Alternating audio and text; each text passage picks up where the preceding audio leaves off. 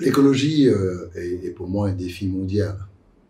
C'est pour moi aussi un défi, un grand défi à relever. Et heureusement, l'humanité commence doucement à prendre conscience des conséquences d'un déséquilibre climatique à partir de tous les abus qu'on peut commettre sur la nature.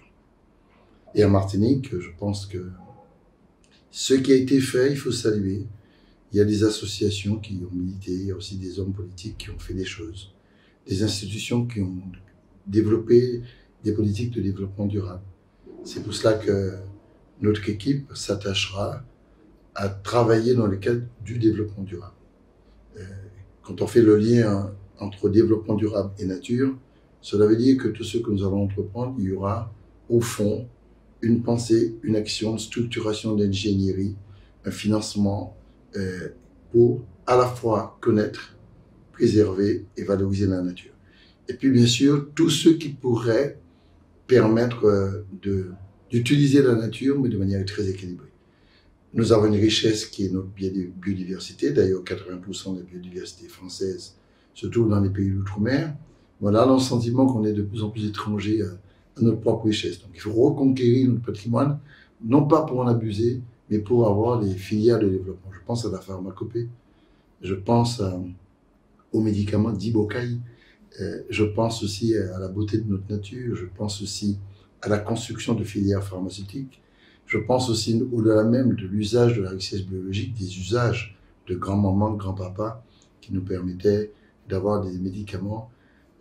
C'est un retour aussi à la résilience, c'est très important pour nous. Donc il y a à la fois le besoin de protection, le besoin de valorisation, mais en même temps créer des conditions d'intimité entre notre nature et nous-mêmes. La question de la chlordécone est une question extrêmement pénible et difficile. Mais maintenant, il faut réparer. Et quand on prend l'exemple de la dépollution des sols, c'est une réparation que devrait assumer l'État et bien sûr le secteur privé concerné. C'est une action d'une importance capitale parce que de cette action-là vont découler toute une série de stratégies de réutilisation de nos sols, de réappropriation des sols et surtout de dépollution en conséquence des nappes phréatiques et puis aussi la mer et bien entendu les produits que nous consommons. Est-ce qu'il y a des solutions actuellement en cours? Oui, il y a des pistes très sérieuses.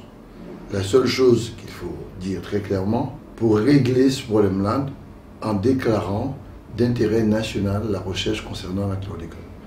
C'est très important parce que si l'État déclare d'intérêt national, il y a eu quelques sujets comme ça déclarés d'intérêt national en matière de recherche, et à ce moment vous avez une mobilisation mondiale des scientifiques qui permet d'avoir des solutions rapides. C'est un peu comme la Covid, quoi. Si on n'avait pas déclaré d'intérêt national les recherches nécessaires pour trouver le vaccin, de manière mondiale, vous n'aurez pas eu un vaccin aussitôt, ce serait dans 3 ans.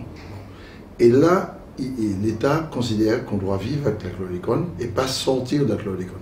Ce concept-là, nous subissons ce concept.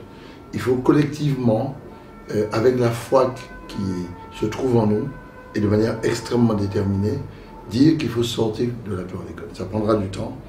Et il faut, à mon avis, s'attaquer aux différentes hypothèses de dépollution pour choisir la solution la plus intéressante, la moins polluante, parce qu'il y a des solutions polluantes aussi, pour nous permettre de sortir de cette situation. En ce qui concerne la collectivité territoriale de Martinique, nous prendrons toute notre responsabilité. On ne va pas laisser l'État de ce côté et puis la CTM de notre côté, en disant de manière complètement déraisonnée que ce n'est pas notre problème, c'est l'affaire de l'État. C'est aussi notre problème, puisque les conséquences, c'est en nous. Les cancers de la prostate ou les maladies cognitives des enfants démontrent bien que c'est, en fin de compte, au bout du tunnel, c'est nous qui payons cher. Nous perdons actuellement près de 5000 personnes an, à la fois les personnes qui décèdent, c'est la logique de la vie, les personnes qui ne naissent pas parce que le taux de fécondité en Martinique a chuté terriblement, grosso modo, et des jeunes qui partent, 2 sur 3 ne reviennent pas. Donc on a une situation catastrophique puisque sur les 20 ans, 10 ans passés et 10 ans futurs, on va perdre environ 80 000 personnes. C'est énorme et ça aura des conséquences terribles. Concernant la question de l'intégration dans le marché du travail des jeunes et bien sûr des personnes qui sont actuellement au chômage, il y a, de mon point de vue, des solutions possibles. Il faut rendre la Martinique économiquement attractive et viable. Pour cela, il faut absolument investir sur les filières d'avenir. Je répète, investir.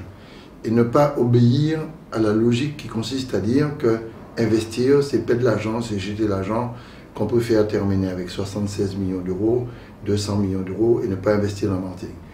La CTM cumule et n'investit pas suffisamment pour aider les filières. Donc on préfère garder les moyens.